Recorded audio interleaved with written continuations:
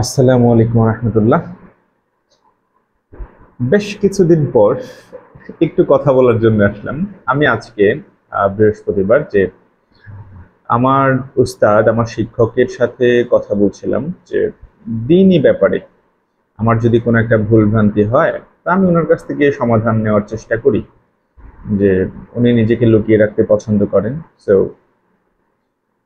ওনার সাথে কথা বলার এক পর্যায়ে উনি আমাকে বললেন যে পৃথিবীতে এমন দুটি তৃষ্ণা আছে, ক্ষুধা আছে, যেগুলো কখনোই শেষ হওয়ার নয়।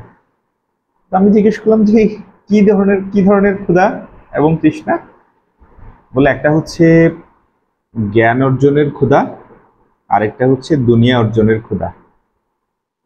দুনিয়া অর্জনের ক্ষুধা কখনোই শেষ হবে না, আর জ্ঞান অর্জনের ক্ষুধাটাও কখনোই শেষ হবে না। এখন আমি প্রশ্ন করলাম যে কোন ক্ষুধাটা তাহলে ভালো। তো উনি বললেন যে জ্ঞান অর্জনের ক্ষুধাটা শেষ না হলেও ভালো, বরং শেষ না হওয়াটাই বাঞ্ছনীয়। কারণ মানুষ যত জ্ঞান অর্জনের পথে ধাবিত হয় এবং জ্ঞানের সাগরে সাঁতার কাটা শুরু করে, তখন তার পিপাসাটা এত এত এত পরিমাণ বেড়ে যায়, মনে হয় যে আমি কোনো পানিই পান করিনি, জ্ঞান জ্ঞান আমি বিন্দুমাত্র অর্জন করিনি।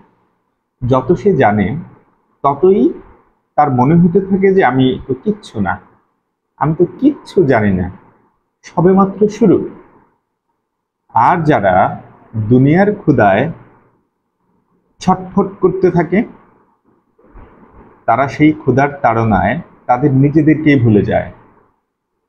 সবকিছু তো ভুলে যায়, সব শেষে তারা নিজেদেরকেই ভুলে যায়। সো এখন সিদ্ধান্ত হচ্ছে আপনার।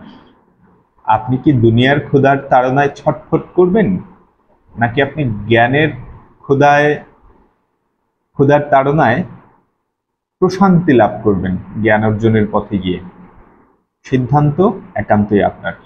সো ভাবুন, সিদ্ধান্ত নিন, এগিয়ে চলুন মৃত্যু পর্যন্ত।